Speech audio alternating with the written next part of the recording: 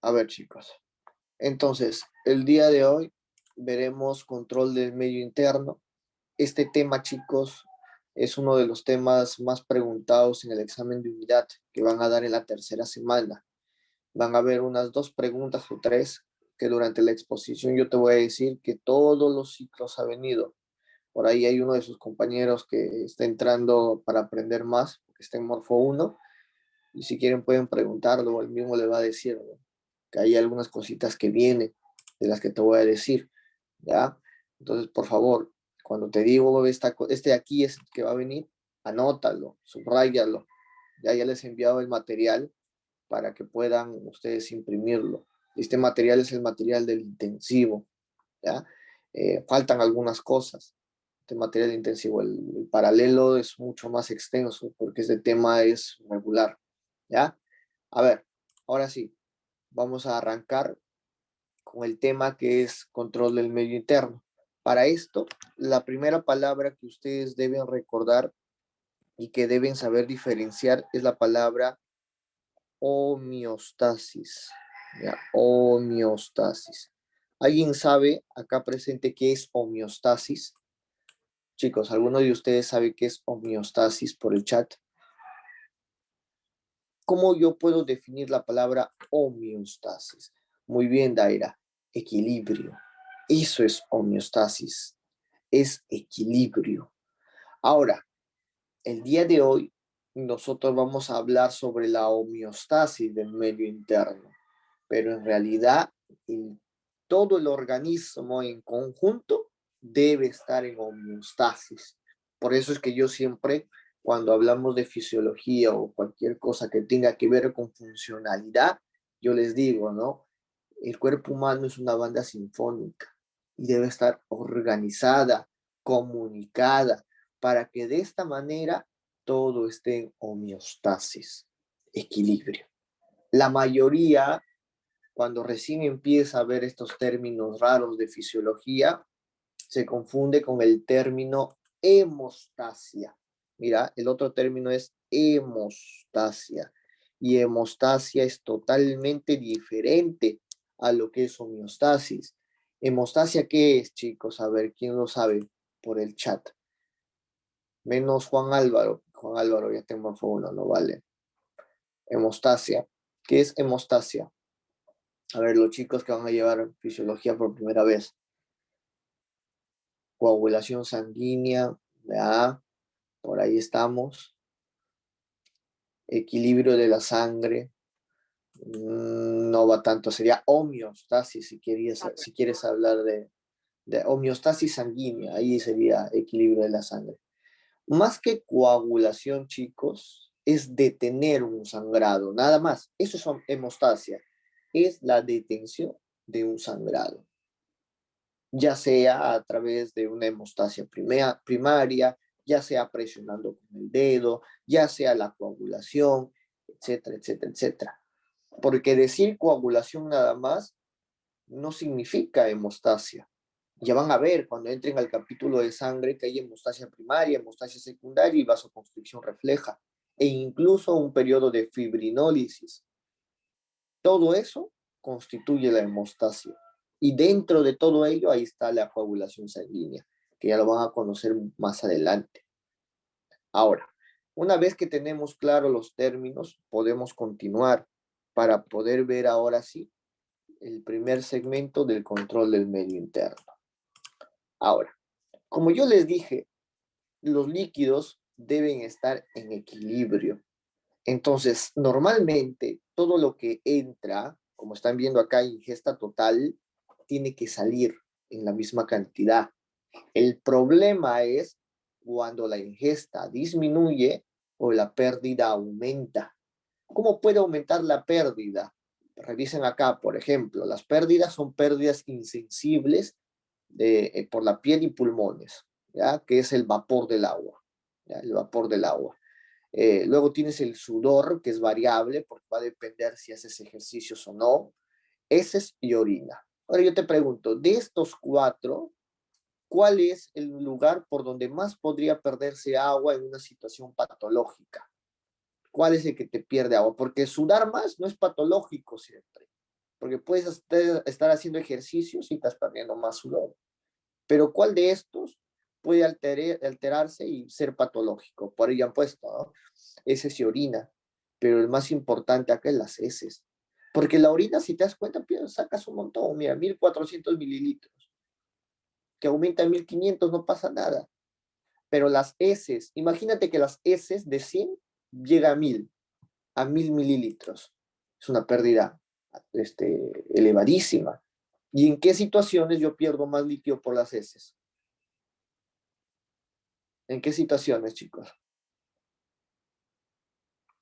Chicos, ¿en qué situaciones? En las diarreas. Perfecto. Las diarreas. ¿Ya? Entonces, en las situaciones de diarreas es donde yo voy a perder mayor cantidad de líquidos, ya sea una diarrea acuosa o una diarrea de tipo osmótica. Ya van a ver eso en el paralelo, ya. Si no, acá nunca terminamos. Y se da un periodo de deshidratación, ¿no? Ahí por ahí lo han puesto, sí. La deshidratación ya vendría a ser la consecuencia de la diarrea. Por otro lado, ¿por dónde más puedo perder líquidos? Por el tracto digestivo, que no está puesto acá, porque no es normal. Emesis, perfecto. ¿Y la emesis qué es, chicos? ¿Qué es la emesis? Vómitos, ¿ya? Los vómitos. ¿Qué pacientitos suelen deshidratarse bastante por vómitos? Hay un tipo de paciente que más vómitos hace, que hace bastante vómitos. Y lo llamamos hiperemesis gravídica. La bulimia también, pero no es tanto. Hay algo más frecuente todavía. Hiperemesis gravídica. ¿Qué pacientes tienen hiperemesis gravídica? Las gestantes. Perfecto. Las gestantes, por ejemplo. En vez de que voten por acá los líquidos, pues lo botan por acá, por el tracto digestivo inferior. A ver.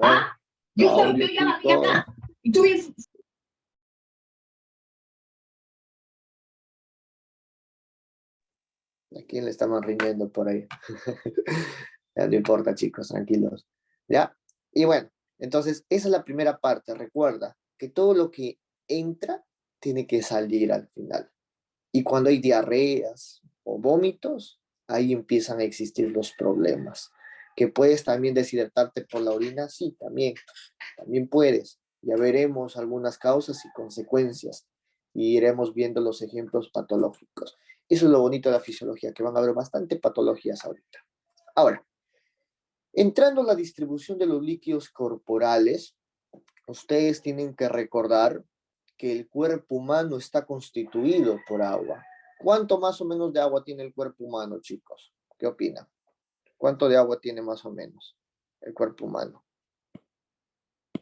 ¿Quién lo sabe? Aprox. ¿Cuánto aprox? 60, 70, dicen por ahí, ¿no? 65, 70, ¿ya? Miren, para cuestiones del curso de fisiología, debido a que nos guiamos del libro Guyton, ya, y del libro Gano, el cuerpo humano tiene aproximadamente 60, espera un momento. A ver, ahora sí. Tiene aproximadamente 60% de líquidos. O sea, tiene el 60% de constitución de agua. Siempre y cuando se cumpla dos requisitos. Tú vas a hablar del 60% si se cumple dos requisitos, ¿ya? Luego ya varía el agua. ¿Ya? 60% en dos requisitos. ¿Cuáles? Uno, que sea varón. ¿Ya? Que sea varón. ¿Por qué? Porque la mujer tiene 55%. 55% de agua. Ya ahorita vamos a hablar el por qué. ¿Y cuál es el otro requisito? Que tenga una edad promedio. ¿Cuál es la edad promedio del adulto? Varón, una edad entre 20 a 40 años. Normalmente te ponen pacientes de 40. ¿Ya? 40 es la edad que siempre te toman de ejemplo. Ya si tienes 60, ya empieza ya a variar también los líquidos. Y para eso vamos a ir a otra lámina antes de continuar con la distribución. Y volvemos acá de nuevo. Un momento. Miren acá esta lámina. Acá podemos ver, chicos, cómo el agua, miren, en un adulto promedio acá es de 60%. En cambio, la mujer tiene 55%. Ahora, la pregunta es ¿por qué? ¿Por qué es que pasa esto? ¿Por qué la mujer tiene menos líquidos y el varón tiene más? ¿Cuál es la razón? ¿Cuál es el motivo? ¿Alguno de ustedes lo sabe? ¿Alguno de ustedes lo sabe? Primera semana de biología, chicos. ¿Qué temas han visto en la primera semana de biología? Ya, tiene que ver con la masa. Listo, ya lo atinaron. Grasa. Por eso le decía la primera semana de biología, porque quizás han visto lípidos en la primera semana. Y seguramente por ahí lo han escuchado. La mujer, como tiene estrógenos, los estrógenos promueven depósitos de grasa. Y ustedes saben que los depósitos de grasa son incompatibles con el agua. Y en esos lugares obviamente no va a existir agua.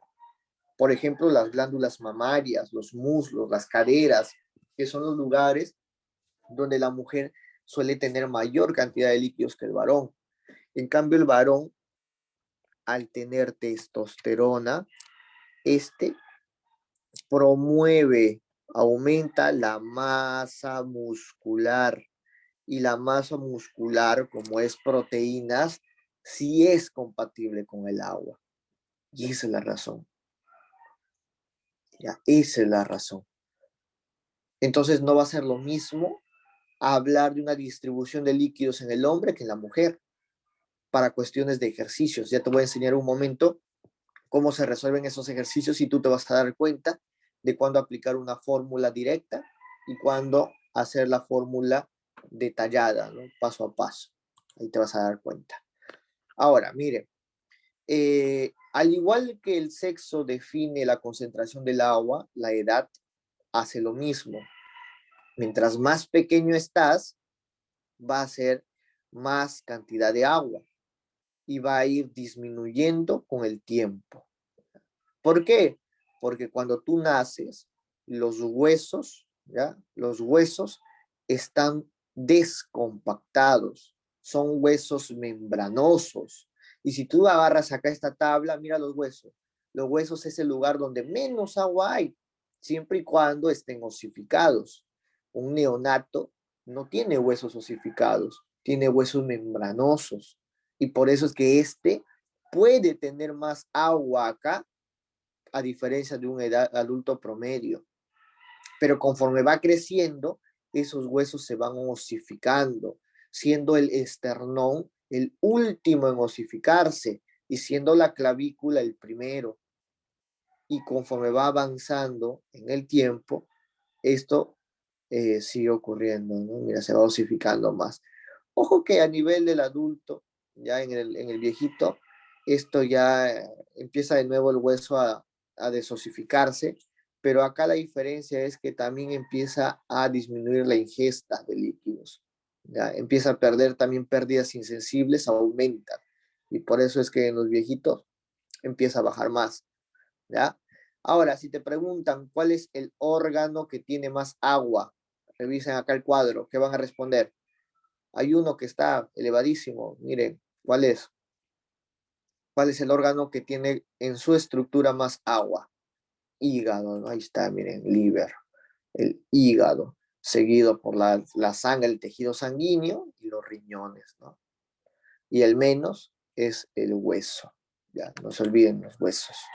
Ahora sí, volvemos al gráfico anterior. Mire, entonces, ustedes ya saben que los líquidos corporales son el 60%.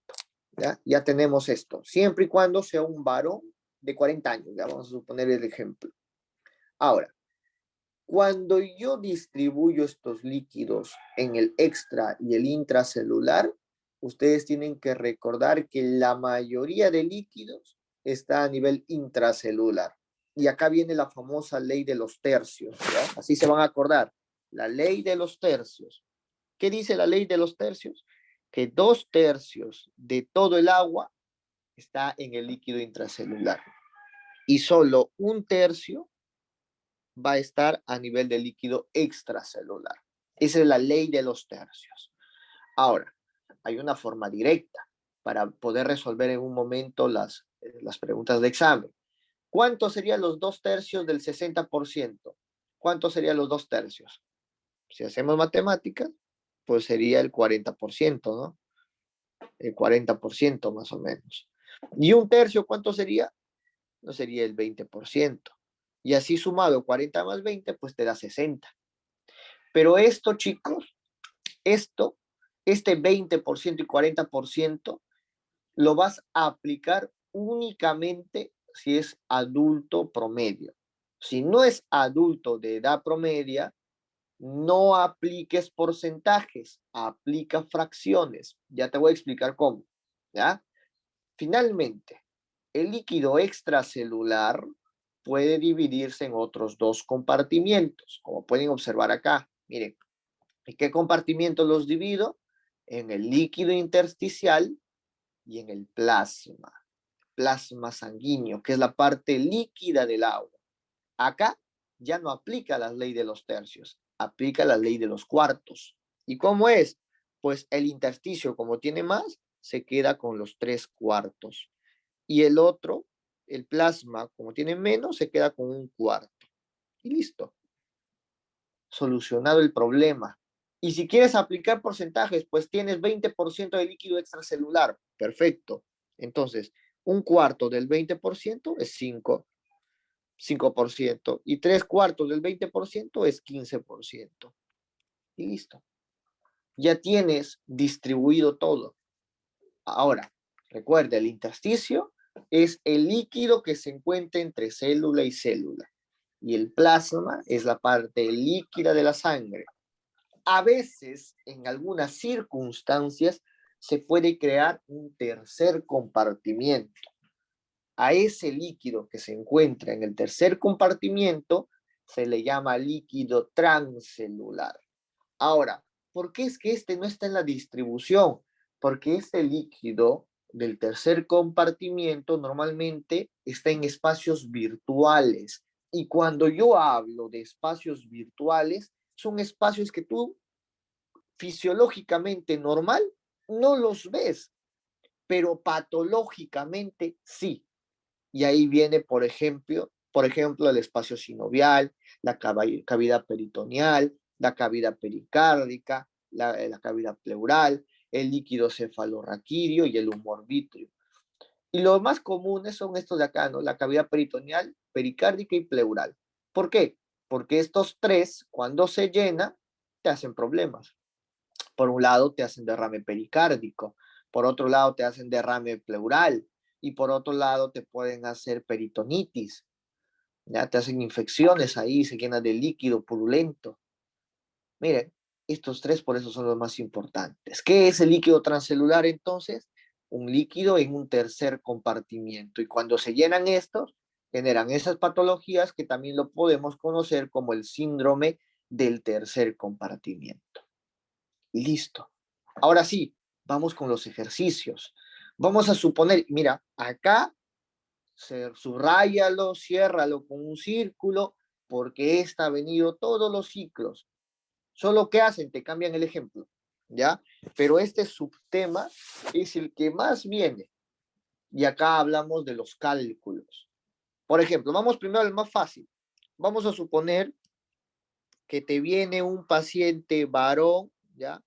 Varón de 38 años que pesa, ¿ya? Peso, vamos a poner acá, discúlpeme, pesa 80 kilogramos. Y te preguntan, ya vamos a hacer 2, te preguntan, ¿cuánto líquido intracelular tiene y cuánto plasma tiene? ¿Ya? Respondamos, a ver, ¿cómo sacamos? ¿Cuánto líquido intracelular tendrá un paciente de 38 años, varón, que pesa 80 kilos? ¿Cuánto tendrá, chicos? ¿Qué opinan?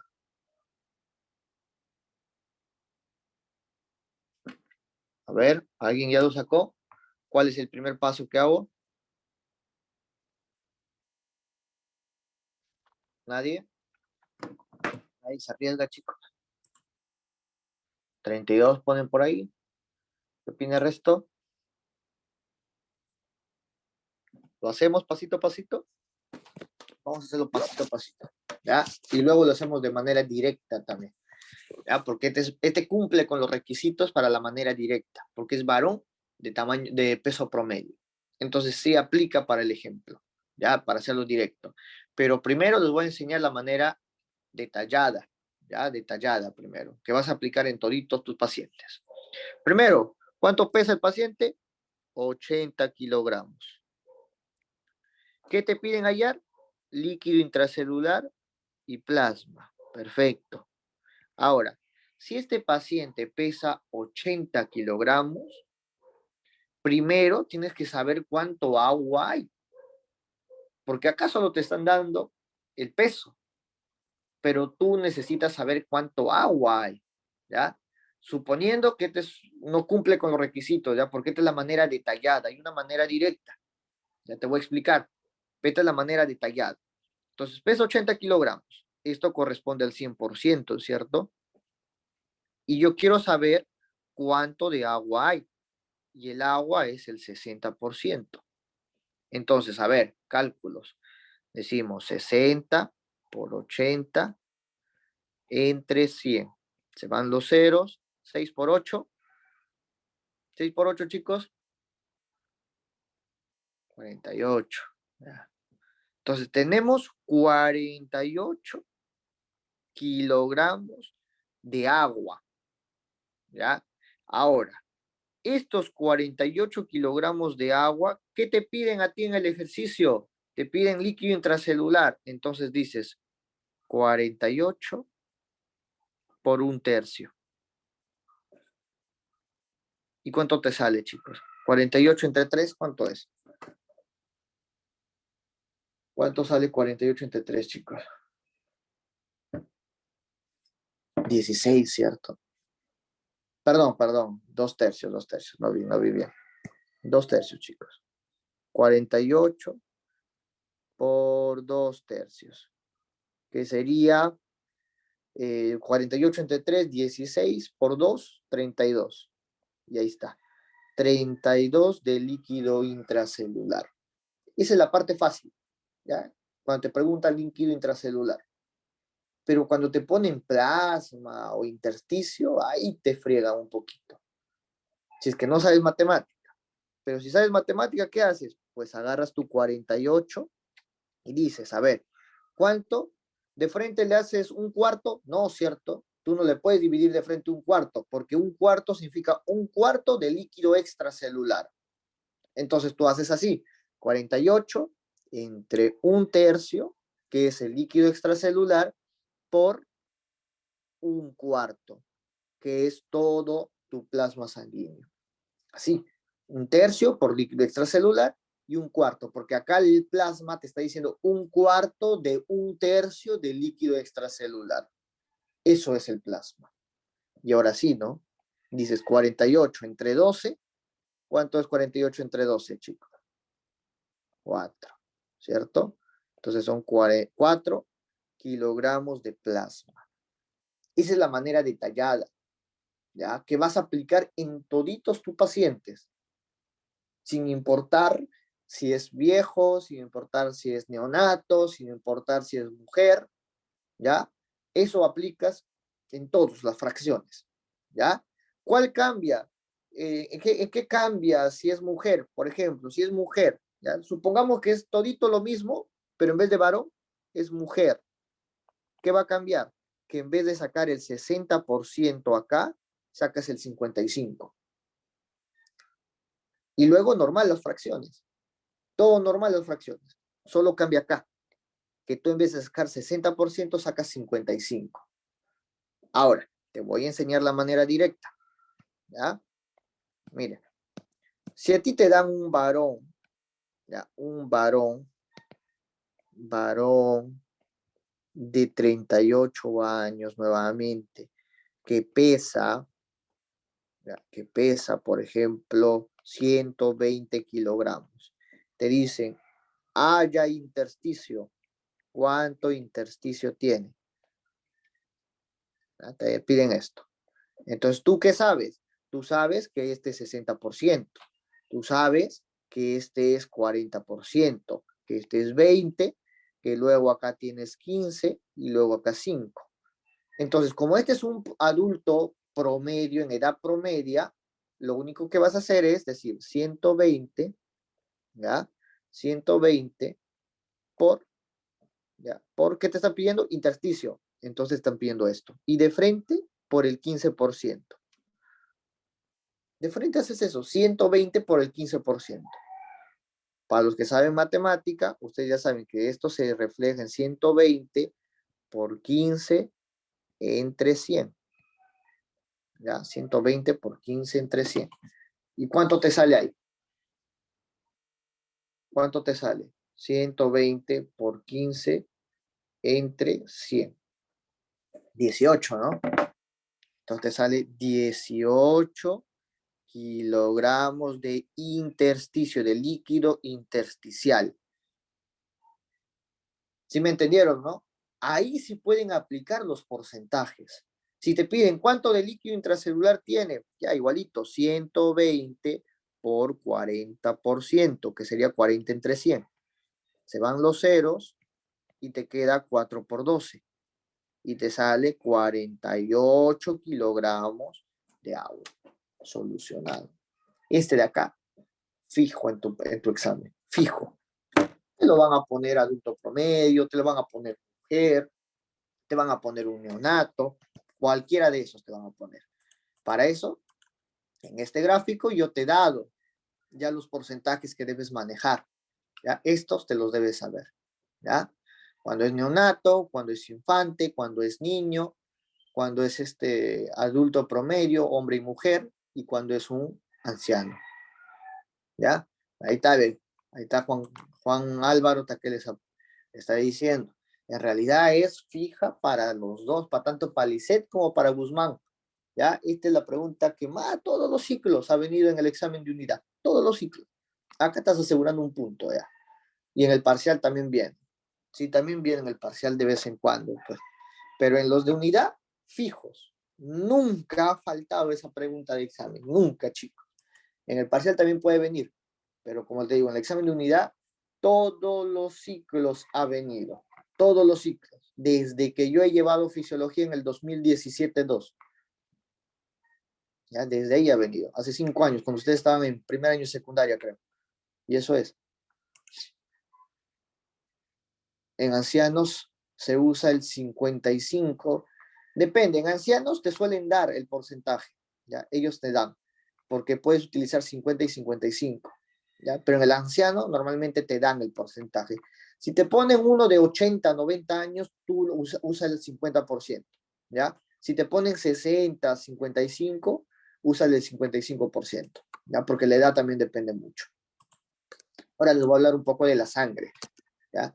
A ver, mire, la sangre, chicos, normalmente estamos metidos en la cabeza de que simplemente es líquido, cuando en realidad la sangre es todo un tejido. Ustedes van a estudiar toda una unidad de sangre que son 3 capítulos, 3 semanas después del examen parcial. Que por cierto, sangre, la parte inmunológica es el tema que más frecuente se ve en el examen final. Entonces hay que saber ir viendo y qué es más rentable estudiar, ya chicos. Esto es muy importante también para ustedes, saber qué es más rentable estudiar. Y eso a veces pasa que las academias, bueno, simplemente te dicen y te dan la clase y ya no te dan eso de ahí. Entonces tú empiezas a leer y ver todos los videos y bueno, al final terminas perdiendo tiempo. Entonces, normalmente ustedes tienen que averiguar cuáles son los temas más rentables, ¿ya? Los temas más rentables. Eso es la clave, ¿ya? Esa es la clave. Ver qué temas son los más rentables. Bueno, con respecto a sangre, miren acá. La sangre es el 7% del peso corporal, aproximadamente 5 litros. Si tú pierdes más de la mitad de los líquidos, o sea, más de 2.5 litros de sangre, eso es un shock hemorrágico grado 4. Acuérdate, si tú pierdes más del 50%, o sea, más de 2.5 litros de sangre, tú no la pienses. Esto es un shock hemorrágico grado 4. Ya en casos integradores les voy a enseñar qué son estos de los shock y los grados. ¿Ya? Va a haber también un seminario de casos integradores, chicos. Me parece que el miércoles. ¿Ya? Ahí vamos a ver accidentes cerebrovasculares y por ahí también seguramente escuetamente tocaremos lo que es choque hemorrágico. Ya, bueno, en fin. Entonces, miren, la sangre es el 7% del peso corporal, que es 5 litros.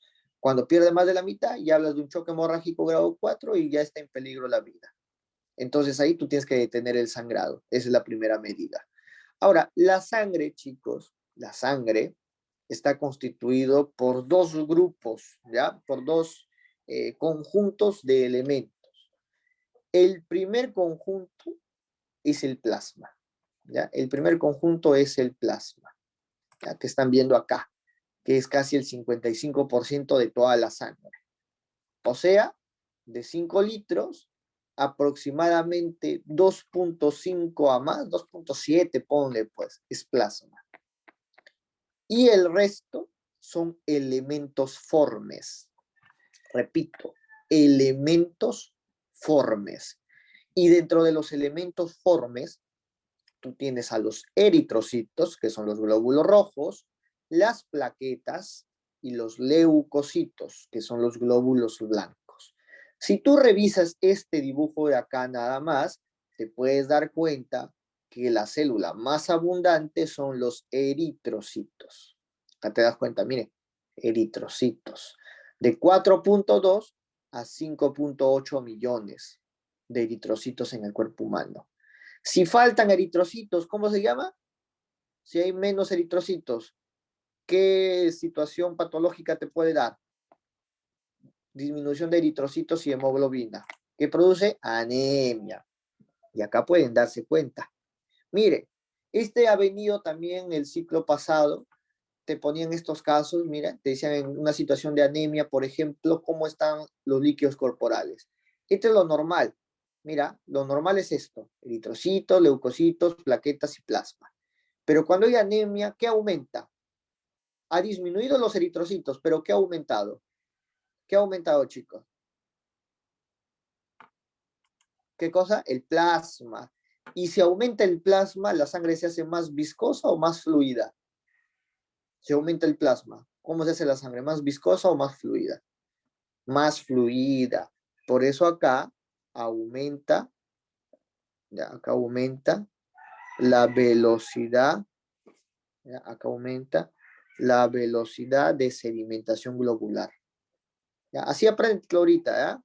En el paralelo ya les voy a explicar, bueno, esto ya para los de la academia más que todo, porque si me pongo a explicar esto, terminaremos, bueno, me llevan, son las 12 ya, mediodía, todavía falta un montón. Ya la anemia, por ejemplo, ¿ya? ¿Te das cuenta acá? Que el plasma aumenta. ¿Y el plasma forma parte de quién? Del líquido extracelular. Porque a veces en las preguntas de examen te quieren confundir, solo por fastidiarte te ponen líquido extracelular. ¿Aumenta o disminuye en la anemia? Entonces tú acuérdate que aumenta, porque aumenta el plasma. Y si aumenta el plasma, aumenta el líquido extracelular. Y caso contrario, mira, para que terminar el ejemplo acá. Caso contrario, leucemia mielocítica crónica, donde aumentan, ¿no? los leucocitos principalmente. Cuando te dicen crónico, tú tienes que buscar en la pregunta de examen que te digan leucocito maduro o leucocito. Aumentan ellos, ¿ya? Pero si te dicen leucemia mielocítica aguda, en vez de leucocitos te tienen que decir leucoblastos. Acá la palabra clave en la aguda es blastos. Y ocurre lo mismo. ¿Qué cosa ha disminuido, chicos? ¿Qué cosa ha disminuido? Porque todo ha aumentado, ¿ah? Los leucocitos y las plaquetas aumentan. ¿Qué disminuye? El plasma, ¿no? Y si disminuye el plasma, pues también disminuye el líquido extracelular, ¿ya? ¿Y el suero qué es? Bueno, el suero es la sangre sin coagulantes, ¿ya? Sin coagulantes. O sea que ya no tiene factores de coagulación, ya no es plasma. El suero es líquido, pero sin factores de coagulación. Y luego tienes acá, mira, el plasma. El plasma, el 91%, ¿qué es? Es agua. Acá lo pueden ver. Luego tiene 7% de proteínas. Y acá viene lo importante. A estas proteínas se le llaman proteínas plasmáticas. La más importante, de cierto modo, de las tres, o no la más importante, porque las tres son muy importantes, la más polifuncional, vamos a ponerle, ¿ah? La más polifuncional es la albúmina. La albúmina, tú tienes que aprenderte características primero, dos cositas, que la más chiquita, y que es la más abundante. ¿Ya? Es muy chiquita, pero muy abundante. Y con respecto a funciones de la albúmina, uno, acuérdate que controla la presión osmótica, o mejor, más que osmótica, para que no te confundas, oncótica, o llamada también coloidosmótica.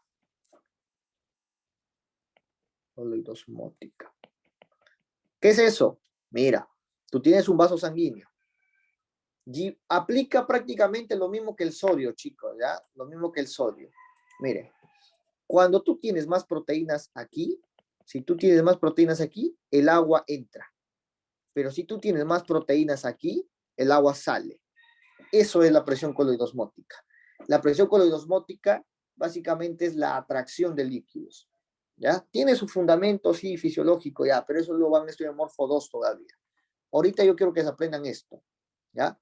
La albúmina encontramos en el caso de alimentos en el huevo, claro, sí, también encuentran la ovoalbúmina, por ejemplo. En el caso de la sangre encontramos la ceroalbúmina, ¿ya? La ceroalbúmina. Controla la presión coloidosmótica o oncótica, que ya te acabo de explicar y en un momento nos vamos a dar cuenta de por qué es tan importante. ¿Qué más? ¿Qué más hace la albúmina? Sirve para transporte. Sirve para transporte. ¿De qué? ¿Qué cosas, chicos? Pregúntense, ¿qué cosas o qué moléculas no podrían viajar tranquilos por la sangre? ¿Qué es la sangre primero? A ver, ¿qué es la sangre? ¿Qué tiene mayor porcentaje la sangre? Si nos podemos a pensar, ¿qué es lo que más abunda en la sangre? Agua, ¿no? El plasma, agua. Ahora, ¿qué es incompatible con el agua? ¿Qué nunca se juntará con el agua? La grasa. Pero la grasa es a nivel macro, ¿no? Macroanatómico. Mejor sería decir lípidos, perfecto, por ahí la están poniendo. ¿Como quiénes? El colesterol, los ácidos grasos, las hormonas lipídicas como los estrógenos, la testosterona, la aldosterona, el cortisol, todas esas hormonas que son de característica lipídica, incluyendo la hormona T3 y la T4, ellos no pueden viajar por la sangre. Entonces, ¿a quién buscan? A la albúmina. ¿Para qué? Para que viaje mediante ella. ¿Ya? Sirve como un carrito transportador, porque la albúmina es proteína y la proteína es hidrosoluble. Y así se transporta. ¿Estamos? ¿Estamos, chicos? Ya, bueno. Ya iremos viendo más cosas de la albúmina en paralelo. De la globulina, otra cosa. Y su síntesis, ¿dónde ocurre? Síntesis. ¿Dónde ocurre la síntesis? A nivel hepático, en el hígado. La globulina. A ver, en la globulina yo quiero que diferencies dos cositas. Hay globulinas como alfa y beta, y hay la globulina gamma. ¿Ya? Hay más globulinas en realidad, pero yo creo que te aprendas estas tres. El alfa y beta son producidos a nivel hepático. ¿Ya? ¿Y cuál es la diferencia? Que estas son los constituyentes de la hemoglobina. ¿Ya? Alfa y beta constituyen a la hemoglobina, porque no te olvides que la hemoglobina está constituido por el grupo hemo, que tiene hierro, y otro segmento que es globina. Y eso es la proteína que estamos viendo acá. Y luego tenemos la gamma globulina, que lo produce principalmente los linfocitos B. ¿Y producen a quién? ¿Qué producen los linfocitos B, chicos? Ya lo han visto en los seminarios de diabetes que se producía. ¿Alguien se acuerda? Los linfocitos B que producía, que atacaban a las células propias. ¿Alguien se acuerda? No, nadie. Producen los anticuerpos. Y los anticuerpos, mira cómo, anticuerpos es el nombre coloquial, ojo, ¿ah? Pero el nombre de verdad, ¿cómo es? Es inmunogama globulina. ¿Ven? Inmunogama por el tipo de globina y luego te ponen globina o globulina. Te lo escribo.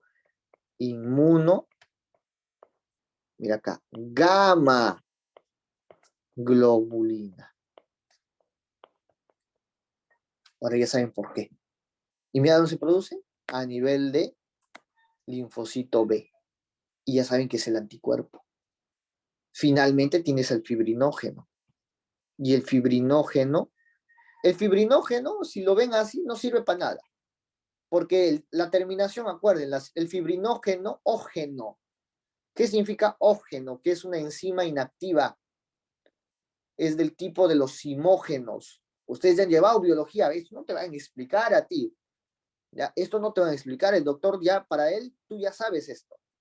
Y si tú ves la palabra fibrinógeno, pepsinógeno, tripsinógeno, son enzimas que están inactivas y que para que puedan funcionar, ¿qué necesitan? Necesitan activarse. Y eso es mediante otras enzimas o mediante algún tipo de cambio en el microambiente orgánico. En el caso del fibrinógeno, por ejemplo, para que se convierta en fibrina, ¿quién lo hace? Lo hace la trombina. La trombina. La trombina convierte el fibrinógeno en fibrina y este permite formar el coágulo sanguíneo. ¿Vean? ¿Y dónde se produce el fibrinógeno? A nivel hepático también. Entonces, si nos vamos dando cuenta, el principal productor de proteínas plasmáticas, ¿quién es? ¿Quién es el principal productor de proteínas plasmáticas, chicos? ¿Quién será? El hígado. Perfecto. Es el hígado. Listo. Ahora, vamos a las células. Mire, en la célula más común, el eritrocito, no hay pierde, ya está. Luego los leucocitos de 5 a 9, mire, de 5 a 9.000. Si hay pocos leucocitos, se llamará leucopenia. Ya vamos a ponerlo acá también. Si hay pocos leucocitos, ¿cómo se llama? Leucopenia. Si hay muchos leucocitos, leucofilia. Listo. En plaquetas, solo hay la opción de disminución. Ya no suelen aumentar las plaquetas mucho. ¿Cómo se llama? Plaquetopenia. O algunos lo llaman trombocitopenia. ¿Ya? Ahora, si tú tienes plaquetopenia, no hay trombocitos, ¿no? No hay plaquetas. Nadie te forma los tapones plaquetarios ni el coágulo. ¿Qué pasa con el paciente? ¿Qué pasa con un paciente que no tenga plaquetas? ¿Hace trombos o se desangra? ¿Qué opina? Por lógica, hemorragia, se desangra, ¿no? Este va a sufrir más de hemorragias del tracto digestivo, este va a sangrar su nariz, va a tener epistaxis, va a tener gingivorragia, sus encías van a empezar a sangrar, etcétera, etcétera, etcétera, ¿no? Tiende a tener problemas, ¿no? Moretones de la nada, por microhemorragias, le salen hematomas, petequias, púrpuras, etcétera. Así deben abordar estos tipos de pacientes. ¿Ya? Bueno, de todos los leucocitos, ¿ya? De todos los leucocitos, el leucocito más común el más abundante son los neutrófilos, ¿ya? Mucho neutrófilo, neutrofilia, muy poco neutrófilo, neutropenia, lo mismo con los linfocitos.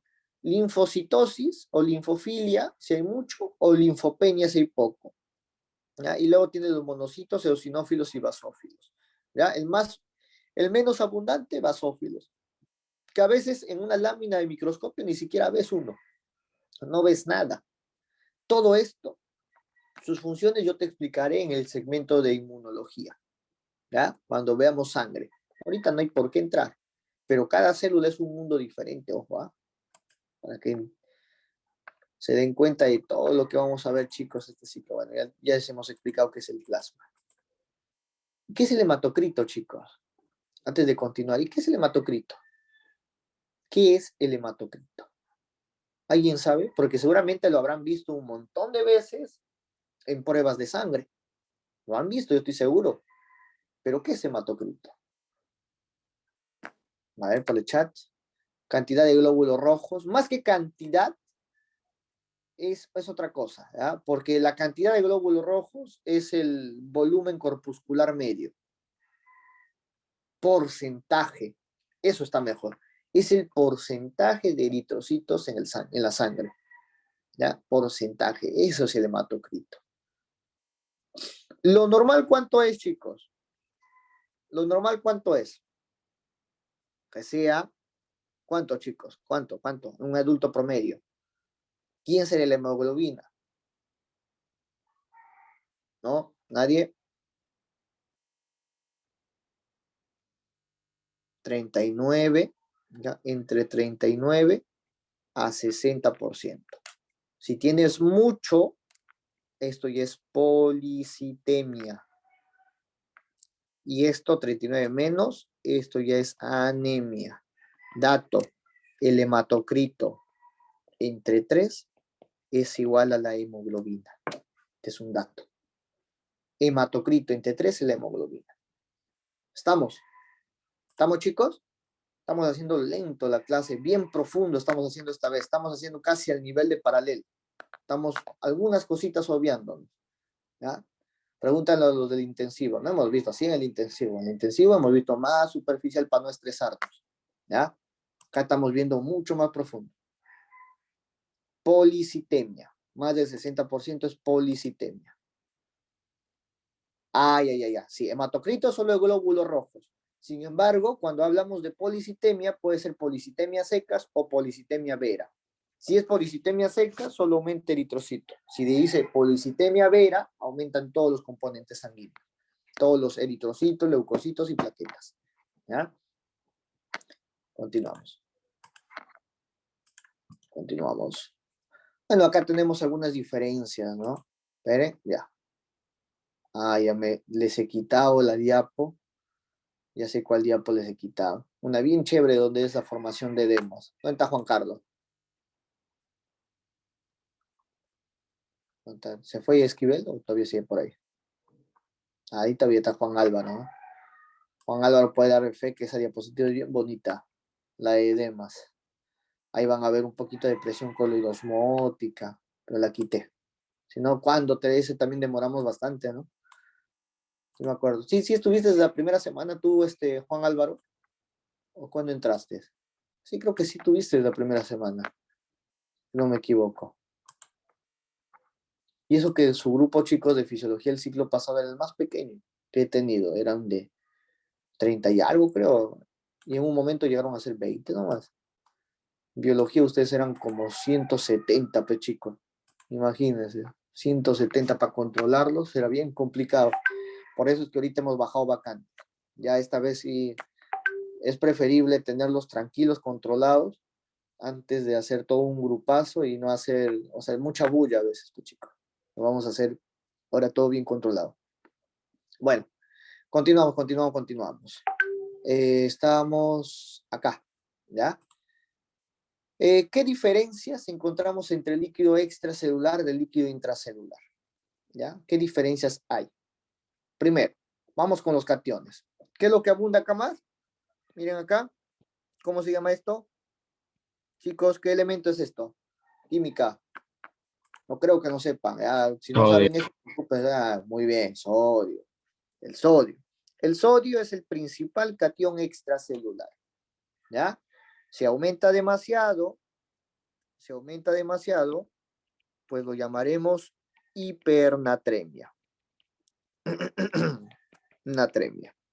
Y si disminuye, se llamará hiponatremia. Ahora, aquí hay algo muy interesante. En el sodio, chicos, en el sodio, por ser el principal osmolito, normalmente si tú aumentas el sodio, también aumenta la osmolaridad. Ya te voy a enseñar un momento qué es la osmolaridad. Y si tú disminuyes el sodio, disminuyes también la osmolaridad. Y esto es muy importante porque básicamente el control hídrico se basa en la osmolaridad. Entonces, esto acuérdense, que el sodio tiene una estrecha relación con la osmolaridad. Y ya lo vamos a ver dentro de un rato en la fórmula. La otra cosa interesante es que, por ejemplo, en la hipernatremia, ¿ya? En la hipernatremia, tú le das cloruro del sodio, ¿ya? Le das cloruro de sodio, ¿no?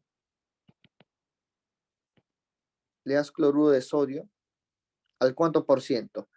Acá, en hipernatremia, se supone que está en una situación hiperosmolar, ¿ya? O mejor esto les enseño en otro momento, ¿ya? No, mejor no. En el otro gráfico les enseño, ¿ya? Acá que nos quedamos aquí nada más, ¿ya? Si no, nos vamos a confundir. Solo acuérdense eso ahorita, ¿ya? Hipernatremia, hiponatremia, principal catión extracelular. Potasio, principal catión intracelular, ¿ya? Intracelular.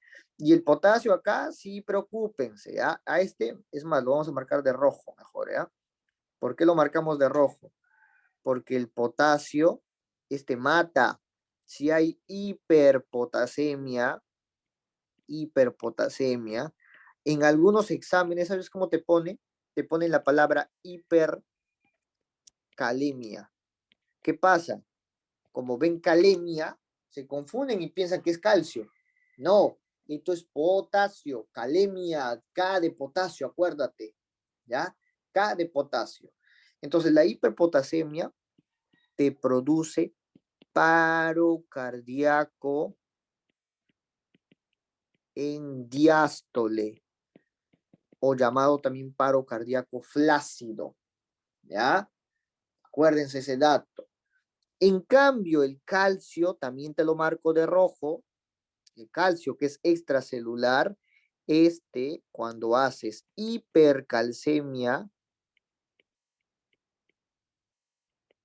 te produce paro cardíaco en sístole, ¿ya? En sístole. O sea, los dos te matan, ¿ya? Los dos te matan. Ya en el segmento de corazón, en cardio, veremos cómo es esto. Esto es muy bonito, ¿ya? Esto es muy bonito. Luego tienes al cloro, pero el cloro ya es un anión. Vamos a volver al azul. Un momento, vamos a ver al azul. Entonces, el cloro es un anión. El principal anión, ¿ya? Anión, por tener carga negativa extracelular, seguido por el bicarbonato, que ya saben que este es un amortiguador. Este es un amortiguador. Recuerda que sus valores deben ir entre 22 a 26 milímetros de mercurio, teniendo como promedio 24. ¿Ya? ¿Por qué les digo estas cositas, chicos? Todo esto tú lo sacas mediante una prueba que se llama AGA. AGA electrolitos. ¿Ya? Así se llama. Entonces, en este AGA electrolitos te sale todo: sodio, potasio, calcio, bicarbonato, presión parcial de oxígeno, presión parcial de dióxido de carbono, pH, te sale todo. Y esto normalmente es mediante la prueba de gasometría arterial. Y hagan caso a lo que dice ahí su compañero, que esos datos sirven también para la parte de bioquímica, ¿ya? Gasometría arterial. Le metes una aguja en la parte radial, ¿ya? Del brazo para buscar la arteria radial, ¿ya? Los que tienen pulso bajo es una vaina conseguir eso. No puedes sentir la arteria, pues. Bueno, luego acá está el contenido, no vamos a ahondar acá para ir a la parte importante, que es la parte que viene. Acá, chicos, esta lámina, te le he puesto de amarillo. Mira está amarillo fuerte. ¿Por qué? Porque esta viene todos los ciclos en tu examen. Todos los ciclos ha venido. Y acuérdate, la osmolaridad, miren acá, es entre 270 a 290 miliosmoles. Eso es lo normal, acuérdate. A veces algunas literaturas como el Gano te pone 300, pero ya 300, si te preguntan, ya está ligeramente elevado y hay cambios, ¿ya? Ahora, ¿cuál es la fórmula de la osmolaridad? ¿O qué es la osmolaridad primero? La osmolaridad, chicos, la osmolaridad es el soluto sobre el solvente. Eso es la osmolaridad. ¿Quién es el soluto? Ahí tienes al sodio, ahí tienes a la urea y tienes a la glucosa. Esos son los solutos. ¿Y quién es el solvente? El agua. ¿Ya? El agua. Eso apréndete. Esto es muy importante para que ustedes en el paralelo entiendan cuándo se libera la antidiurética y cuándo no. Porque la antidiurética, en realidad, hay también una lámina, Juan Carlos puede dar fe, hay una lámina donde se explica en el paralelo la parte de la función de la antidiurética y la aldosterona. Y eso también a veces pregunta, al menos en el de unidad, ¿ya? Ese de acá sí te va a venir ya sea el de unidad o en el parcial, ¿ya? En el de unidad han venido casi en todos los exámenes, ¿ya? Bueno, entonces recuerda, ¿qué es la osmolaridad? Soluto sobre solvente. Si yo aumento soluto, aumento osmolaridad. Pero si yo aumento solvente, yo le aumento agua. Y si le aumento agua, lo estoy diluyendo. Entonces la osmolaridad disminuye. Yo te pregunto, ¿la deshidratación cuándo ocurre? ¿Cuando la osmolaridad aumenta o cuando la osmolaridad disminuye? ¿Cuándo ocurre la deshidratación? Cuando yo digo, el paciente está deshidratado. ¿Cuándo, chicos? Ahí por ahí me están respondiendo. ¿Qué opina el resto? Y hay dos opiniones contradictorias. ¿A quién le creo? ¿A Ana o a Kevin? Hay otro. Cuando ya por ahí ha sido más específico. Mira, vas a estar en un estado de deshidratación cuando la osmolaridad aumenta. Acuérdate de eso. Si tú tienes osmolaridad aumentada, esto es un estado de deshidratación. Y tú acá, ¿qué tienes que darle? Cloruro de sodio. Ya tienes que darle cloruro de sodio. Ahora, va a depender mucho si esta osmolaridad aumentada es acá hay dos posibilidades, ¿no? O ha aumentado el soluto, ¿no? Ha aumentado el soluto, de repente come mucha sal, no sé yo, ¿ya? O dos, pues ha disminuido el solvente, o sea, ha perdido agua. Y en algunas circunstancias también pierde soluto, ¿ya? O sea, pierde solvente y soluto. Pero si solo pierde soluto, no, ¿ya? Tiene que estar ambos. ¿Ya? A veces también puedes perder soluto, ¿ya? Esto te quiero poner acá, porque hay algunos pacientes deshidratados que también pierden soluto, ¿ya? Sin embargo, si solo pierde soluto, recuerda, no es deshidratación, ¿ya? No es deshidratación. ¿Estamos? ¿Cuándo pierdes agua? Pues diarreas, vómitos, hemorragias, ¿ya? Eso, tanto externas como internas. Y el soluto tiende a caer justamente en diarreas, por ejemplo. Las diarreas normalmente son diarreas osmolares. Por ejemplo, un canal de sodio que está bloqueado por alguna toxina bacteriana o vírica. Entonces, ¡pum! El sodio se queda en dónde? Que el intersticio. Más o menos así, miren, ¿eh? Lo que hace la toxina de la cólera, por ejemplo. Tú tienes un canal que es de sodio, ¿ya? El sodio entra por acá, pero lo bloquea.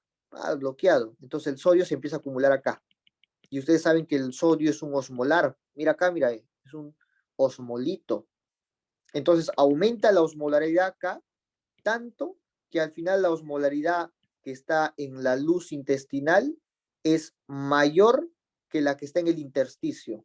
Entonces, ¿qué pasa? El agua empieza a salir hacia el tubo digestivo.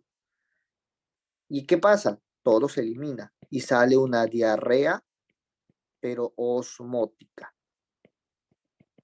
Otra cosa es que tú cierres una acuaporina. Ahí ocurre una diarrea netamente acuosa. ¿Ya? ¿Sí me van entendiendo, no, chicos? ¿Sí entienden esto de acá, no? Esto en preguntas prácticas con Guzmán es muy frecuente. ¿Ya? El tema de diarreas lo utiliza bastante. Diarreas y vómitos se lo usa bastante. Uy, perdón. Ya, aquí seguimos. A ver. Ya.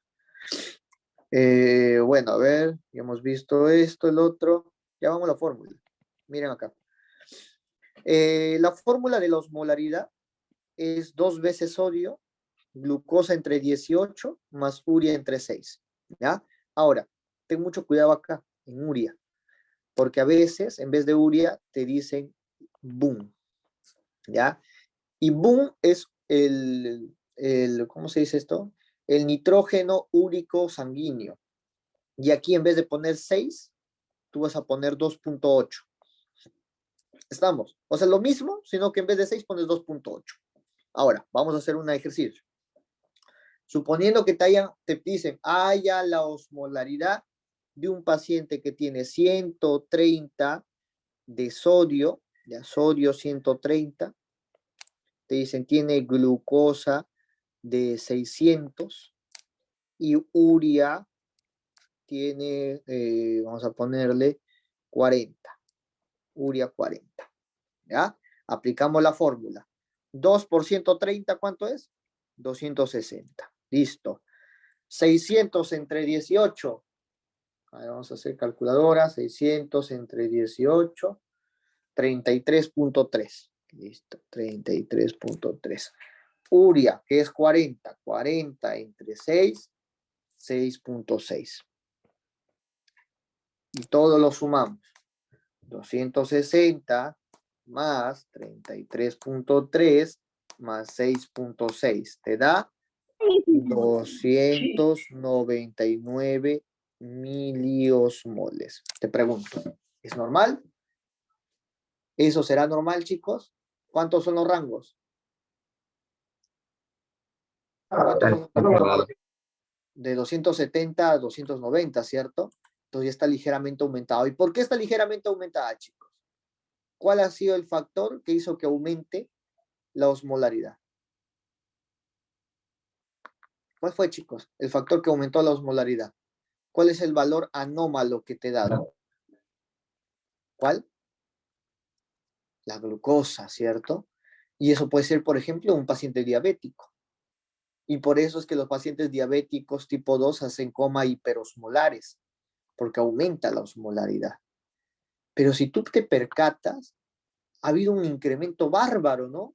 Desde 110, que es lo normal, a 600, para que recién existan 9 de diferencia nada más de lo normal. Pero yo te pregunto algo. Si yo al sodio, mira, solo al sodio, ¿ya? Solo al sodio, si yo le pongo 148, te pongo glucosa 110 y te pongo urea 40, mira cuánto va a salir ahora. 148 por 2, ¿cuánto es, chicos? 148 por 2, 296. Mira, 296. Luego tienes glucosa, que sería 110 entre 18, 6.11. Y luego urea, que sería 6.6 nuevamente. Sumamos 296 más 6.1 más 6.6 y te da 308. Ahora yo te pregunto, ¿cuál de estos 3 componentes entonces será el más importante con respecto a la osmolaridad? ¿Sodio, la glucosa o la urea? El sodio. El sodio, chicos. Perfecto. Por eso es que yo te decía, en hiponatremia, hipernatremia, siempre el sodio va a modificar la osmolaridad. Y esto acuérdate mucho porque ahorita que te voy a explicar el algoritmo en un paciente deshidratado, tú vas a entender el por qué eliges un suero de 0.9, un suero de 4 o un suero de 0.4. Ahí vas a entenderlo. Ahora, es diferente hablar de osmolaridad que tono. En el tono, si te das cuenta, no hay urea, porque la tonicidad es lo que te jala el agua. ¿Ya? Esa es la diferencia, que la tonicidad es la que te permite el movimiento de líquidos y la urea no es un elemento que forme parte del tono. En cambio, el sodio y la glucosa sí. ¿Ya? El sodio y la glucosa. Por eso, por ejemplo, mira, para ponerte un ejemplo, si tú tienes el tracto urinario, un diabético que tiene más de 180, ¿ya?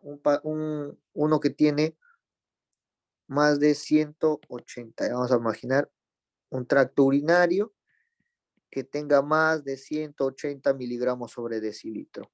Ustedes saben que en las personas, a nivel renal, existen pequeños transportadores, ¿no? Cotransportadores de sodio y glucosa, ¿cierto? Mira acá, tiene sodio y glucosa. Y los dos entran juntos, normalmente, a través de los famosos Simpor-Glut de tipo 2 a nivel renal. ¿Qué pasa? Cuando la glucosa aumenta demasiado, va a haber glucosa que ya no entra porque el Simpor-Glut se ha saturado. Entonces, ¿qué pasa? La glucosa se empieza a quedar acá. Y esto hace que también un poquito de sodio se quede. ¿Y qué pasa si yo aumento glucosa y sodio? Aumento el tono, aumento la osmolaridad a nivel renal. ¿Y eso qué va a generar? Pues que el agua empieza a quedarse acá o salir. ¿Y esto qué genera? Poliuria en un paciente diabético, por ejemplo, ¿no? Entonces, el tono es lo que importa. Y el tono lo da el sodio y la glucosa. Estamos, el sodio y la glucosa. Y por eso existen tres tipos de soluciones. Una solución hipotónica, isotónica e hipertónica, que ustedes ya lo conocen del siglo pasado. Vamos a dibujar tres eritrocitos. Tres eritrocitos. Para que entiendan por qué es tan importante elegir, ¿no?, el tipo de hidratación. Esto de hidratación es un tema muy bonito, chicos. Ahorita solo estamos viendo, ¿cómo se dice esto? Y se me fue el nombre. Hay dos tipos de soluciones de hidratación. Uno donde está el cloruro del sodio y otro donde está ¿cómo se llama esto? Los coloides, la albúmina, que son expansores de líquidos. Sí, en la parte práctica preguntan las soluciones. Pero ahorita les voy a dar la técnica, chicos. Ahorita les voy a dar la técnica. Primero quiero que aprendan esta cosita acá que es la teoría para que puedan entender cuándo uso cuál. ¿Ya? Miren. Entonces, la solución isotónica es la que está al 0.9%. Eso es lo normal. ¿Y qué quiere decir que está al 0.9%? Imaginemos que cada puntito es sodio. ¿Ya? Entonces, estar en una solución isotónica al 0.9% significa que afuera del eritrocito y adentro existen la misma cantidad o la misma concentración o la misma osmolaridad. ¿Ya? Eso significa. ¿Estamos? Y cuando hay este equilibrio, pues los líquidos no se mueven hacia ningún lado. Y eso se llama solución isotónica. Cuando tú tienes una solución hipotónica, significa que acá en el eritrocito, aquí miren, tú tienes mayor cantidad de solutos que afuera. Entonces, significa que la osmolaridad adentro del eritrocito es mayor que la de afuera. ¿Hacia dónde se van los líquidos? Recuerda la ley de la osmolaridad, ¿cómo se llama esto? Del transporte osmótico. ¿Qué te decía? Que el agua, acuérdate, el agua está enamorado del sodio y lo sigue para todos lados. Si tú tienes más sodio adentro de la célula que afuera, pues el sodio va a ingresar, chicos. ¿Y qué va a pasar con la célula? Se va a empezar a llenar de líquido y el eritrocito se va a hacer gordito y va a llegar un momento que ¡boom!, explota. Y a esto lo llamamos hemólisis. ¿Ven? Luego tiene la solución hipertónica, donde el eritrocito, ya, mira, acá tú tienes sodio, pero acá afuera tienes mucho más sodio. Entonces, ¿hacia dónde se va el agua? ¿Dónde hay mayor osmolaridad? Afuera, ¿cierto? Afuera. Entonces, ¿qué pasa? El agua empieza a salir y la célula, en vez de hacerse gordita, se hace chiquita y se crena, se llama crenación y se murió igual. Ahora, esto ya lo sabe por biología. Ahora, ¿cómo yo enfoco esto en un caso clínico de un paciente deshidratado? Vamos a ver, deshidratado. Vamos a suponer que ha venido un niño, ¿ya? Ha venido un niño que está con diarrea hace, no sé yo, a ver, hace 12 horas, ¿ya? Está deshidratado, tú le agarras, le bajas, le ves la conjuntiva, está totalmente sin color, tú le tocas la piel está seca, le dices, saca la lengua, está blanca, tiene los labios resecos, este paciente está deshidratado, pulso débil, etcétera, tantos signos y síntomas que hay de la deshidratación que tú dices, ah, este está deshidratado. Ya. Cuando está deshidratado, tú siempre inicias con 0.9% de hidratación. ¿Por qué? Porque acá no hay pierde, ¿ya? Acá no hay pierde. Tú empiezas con solución al 0.9%. Si te preguntan en el examen, paciente deshidratado, ¿cuál es la primera medida? Dar cloruro de sodio al 0.9%. Porque ahí no haces daño a nadie. ¿Y qué haces? Le pides su haga electrolito. ¿Para qué? Para ver cómo está el sodio. Acá luego manda ¿quién? El sodio. Acá yo, mira, solo enfocando en el paciente deshidratado, manda el sodio. Pero ojo que tú tienes que ver todo igual, ¿no? Si el sodio está normal, pues sigue con 0.9%. Sigue hidratándolo así. Pero si el sodio está bajo, o sea, está hiponatrémico, que es lo más común en pacientes con diarrea o pacientes con vómitos, ¿ya? En hiponatremia, entonces acá tú no le vas a dar 0.9%. De que le puedes dar, también le puedes dar, ¿ya? Lo voy a poner acá porque sí le puedes dar. Pero lo ideal sería empezar a recomponer su sodio. Que hay fórmulas para recomponer sodio, sí, pero eso lo van a ver en medicina 1. Pero ¿cuánto es normalmente la solución que le das? Del 4%. 4%. No existe en realidad esta en fórmula, ¿no? Perdón, no existe en... Tú no puedes ir a la farmacia y decir, compro sodio al 4%. No, ya te venden el suero al 0.9. El de 4% se arma con ampollas, ¿ya? Eso ya les van a enseñar en medicina interna 1. El punto es de que tienes un sodio, perdón, recompones al 4%. Tú le quieres meter sodio, pero acá tienes que tener cuidado. Y acá viene una técnica muy bonita. Tú en el día 1 solo puedes recomponer máximo 10 miliequivalentes de sodio. Y en el día 2 solo puedes recomponer 8 miliequivalentes de sodio. Giuseppe, ¿pero por qué? Porque si tú recompones más del 18%, más del 18 miliequivalentes en los 2 primeros días o en las primeras 48 horas, puedes generar una patología que se llama mielónisis pontina. Y adiós, pacientito. Por eso es que tienes que tener mucho cuidado y no lo hace cualquiera. ¿Ya? Acuérdate. Entonces, si viene tu paciente, está con 110 miliequivalentes, ¿qué vas a hacer? En el primer día, tu objetivo es que suba a 120. Y tu segundo día, tu objetivo es que suba hasta 128. No más de eso, porque si no, ¿qué pasa? Lo llevas a mielonisis pontina y ahí quedó tu paciente. Y si el sodio está elevado, que puede pasar también, ¿por qué puede el sodio aumentar en una deshidratación? Porque puede ser, como estás perdiendo líquidos, ¿qué pasa con el soluto? Se empieza a concentrar. Hay hemoconcentración. Entonces tú en realidad ves un falso aumento del sodio, porque es por hemoconcentración. Y tú ves una hipernatremia. Entonces, ¿qué vas a hacer en la hipernatremia? Pues igual le puedes dar el 0.9% para ver si responde, o le puedes dar 1 al 0.45%, que tampoco no existe en el mercado. También lo tienes que armar. Y ahí quedó. y ahí ves si va mejorando. Lo ideal 0,9%. Y así es como tú vas a abarcar a tus pacientes o tus preguntas de exámenes con respecto a deshidratación. ¿Me han entendido, chicos? Chicos, ¿me han entendido? Hello. Sí. Bueno.